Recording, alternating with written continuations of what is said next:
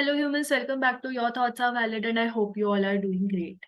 सो आज इसके वीडियो में हम पढ़ने वाले हैं कोरिलेशनल रिसर्च। लास्ट वीडियो में हमने एक्सपेरिमेंटल मेथड पढ़ा था और आज हम पढ़ेंगे कोरिलेशनल मेथड। सो उससे पहले हम रिवाइज कर लेते हैं experimental method quickly. So let's see. तो बेसिकली एक्सपेरिमेंट्स हम तब करते हैं जब हमें कॉज इफेक्ट रिलेशनशिप डिटरमाइन करनी होती है दो वेरिएबल्स के बीच में, दो या दो से ज़्यादा वेरिएबल्स के बीच में। उसके बाद हमने वेरिएबल पढ़ा था कि इंडिपेंडेंट वेरिएबल वो होता है जो कि रिसर्चर चेंज करता है या मैनिपुलेट कर सकता है। डिपेंडेंट वेरिएबल वो होता है जो इंडिपेंडेंट वेरिएबल में चेंज लाने की वजह से चेंज होता है। हमें एक्सट्रानियस वेरिएबल्स कंट्रोल करने होते हैं। फिर हमने एक्सपेरिमेंटल और कंट्रोल ग्रुप पढ़ा था। एक्सपेरिमेंटल ग्रुप वो जिसमें इंडिपेंडेंट वेरिएबल चेंज किया जाता है, कंट्रोल ग्रुप वो जिसमें इंडिपेंडेंट वेरिएबल चेंज नहीं किया जाता। तो उसके बाद हमने स्ट्रेंथ एंड लिमिटेशन पढ़ी थी। हमने पढ़ा था कि ये कॉज इफेक्ट रिलेशनशिप डिटरमाइन कर रहा है जो कि एक प्लस पॉइंट है।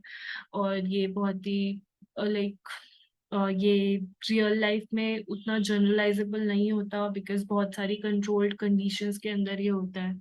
तो इसलिए एक्सटर्नल वैलिडिटी कम होती है और सारे वेरिएबल्स को हम नहीं जानते, तो ये कुछ लिमिटेशंस थी।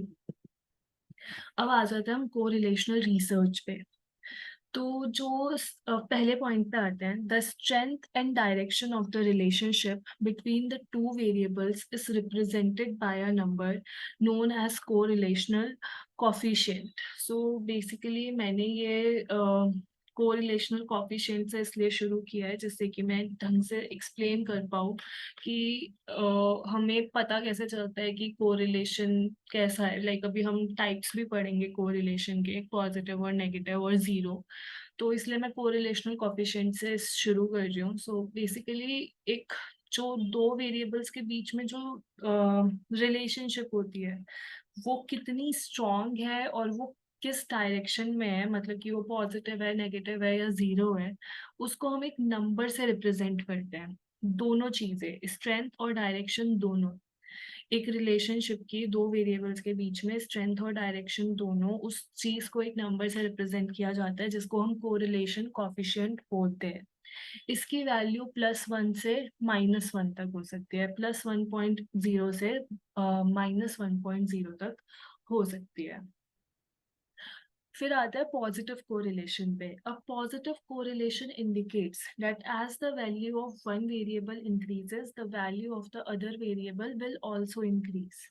Okay, so basically positive correlation यही इंडिकेट करती है कि अगर एक वेरिएबल इंक्रीज हो रहा है तो दूसरा वेरिएबल भी इंक्रीज होगा। जैसे कि हमने क्या एग्जाम्पल लिया था कि स्टडी टाइम और मार्क्स स्कोर्ड, ये एक पॉजिटिव कोरिलेशन है।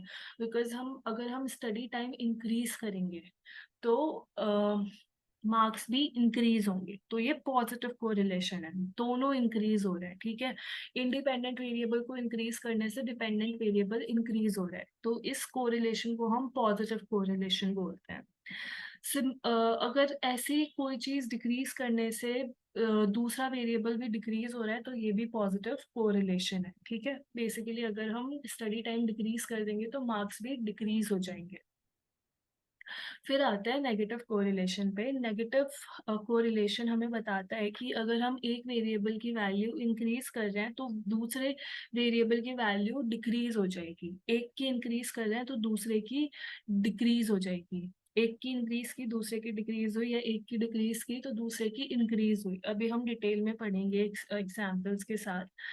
और ये भी पॉसिबल है समटाइम्स कि कोई कोरिलेशन ही एग्जिस्ट ना करे दो वेरिएबल्स के बीच में। लाइक अगर हम एक को चेंज कर रहे हैं तो दूसरे पे कोई असर ही ना पड़े, कोई चेंज ही ना आए उसमें।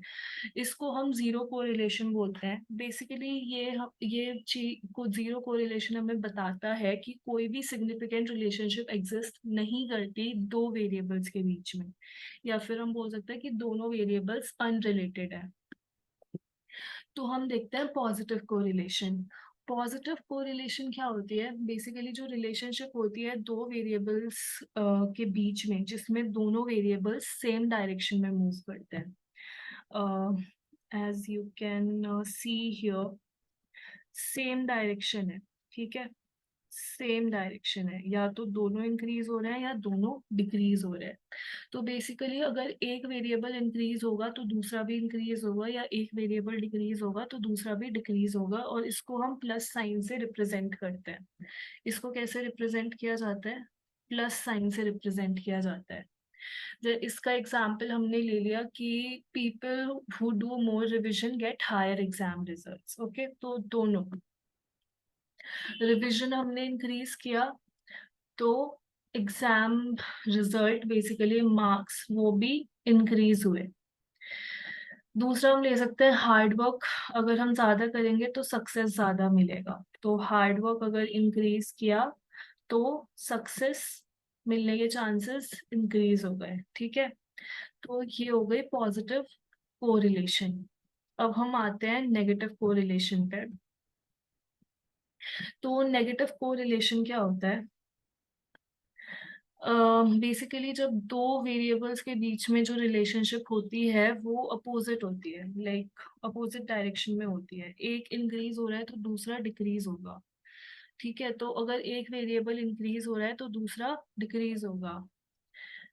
बेसिकली इसका एक एग्जाम्पल हमने लिया है कि when more jabs are given the number of people with flu falls. जब ज्यादा जैब हम दे रहे हैं, बेसिकली हमने जैब्स का नंबर इंक्रीज किया है, तो जितने लोगों को फ्लू हो रहा है वो डिक्रीज हो जाएगा। ठीक है, तो अपोजिट डायरेक्शन है दोनों, एक इंक्रीज हो रहा है तो दूसरा डिक्रीज हो रहा है। ऑल्सो मैं एक पॉइंट मेंशन करना भूल गई हूँ यहाँ पे कि इसको नेगेटिव साइन से रिप्रेजेंट किया जाता है। ठीक है, इसको नेगेटिव साइन से रिप्रेजेंट किया जाता है, माइनस के साइन से रिप्रेजेंट किया जाता है। ओके, तो ये हो गई positive correlation, sorry negative correlation. ठीक है, जब दोनों वेरिएबल्स की डायरेक्शन अलग है, अपोजिट है। उसके बाद हम आते हैं जीरो कोरिलेशन पे। जीरो कोरिलेशन क्या होता है? जब दो वेरिएबल्स के बीच में कोई रिलेशनशिप एग्जिस्ट ही नहीं करती, उनके बीच में कोई लीनियर एसोसिएशन नहीं है या कोई भी डिपेंडेंसी नहीं है, वो जीरो कोरिलेशन होती है। जैसे इसका एग्जांपल हो गया टी और हैप्पीनेस। टी और हैप्पीनेस में कोई रिलेशन नहीं है। हाइट और फेवरेट कलर, इसमें कोई रिलेशन नहीं है। People weight and political affiliation, इसमें भी कोई रिलेशन नहीं है।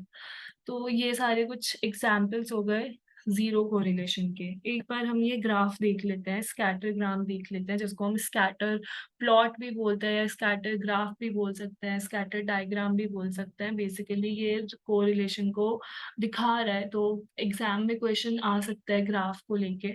तो पहला ग्राफ देखते हैं हम। ये क्या है?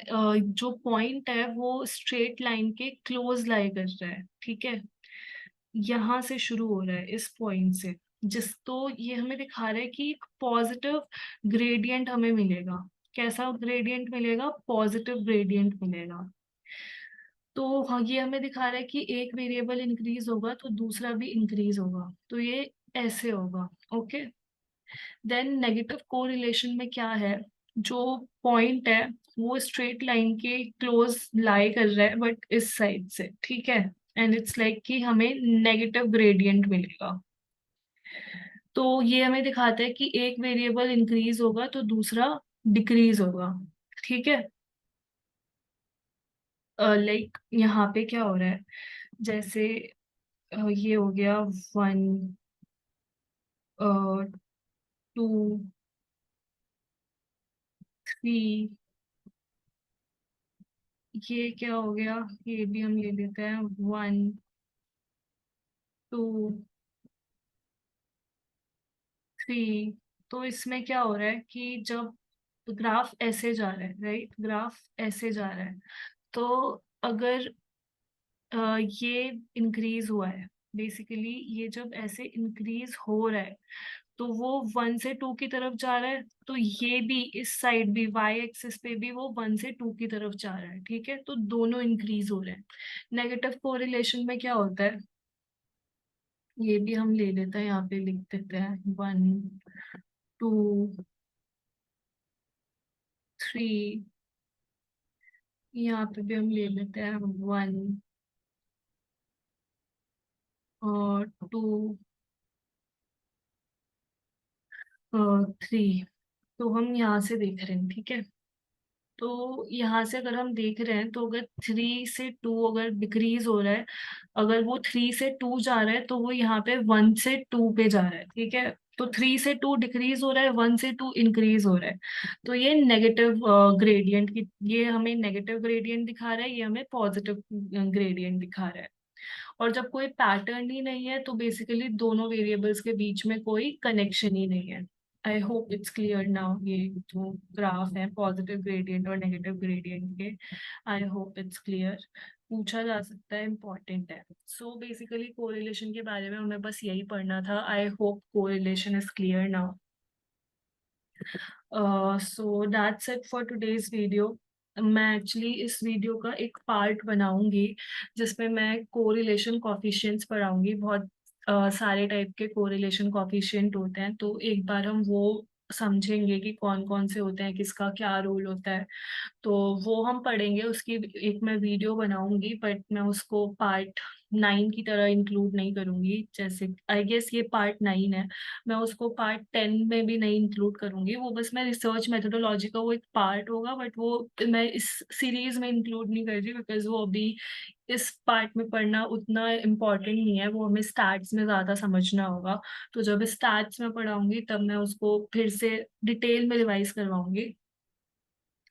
तो इसलिए मैं वो पार्ट फिलहाल बस इसलिए मेंशन कर रही हूँ जिससे आपको कोरिलेशन कोफिशिएंट्स के बारे में थोड़ा पता हो। और stats will actually take some time, क्योंकि इसके बाद मैं पर्सनालिटी चैप्टर स्टार्ट करूँगी, उसके बाद मैं स्ट्रेस स्टार्ट करूँगी। सो स्टैट्स में भी टाइम है, so that will take some time. इसलिए तब तक अगर आपको कोरिलेशन कोफिशिएंट अगर आपको जानने ज़रूरी है, आपको आपका कोई टेस्ट है कॉलेज में या कुछ भी, तो आप वो वीडियो को रेफर कर सकते हो। So I hope correlation is clear to you all now, and if you have any doubt please comment down in the comment section. I will definitely reply. Thank you so much. See you all in the next video.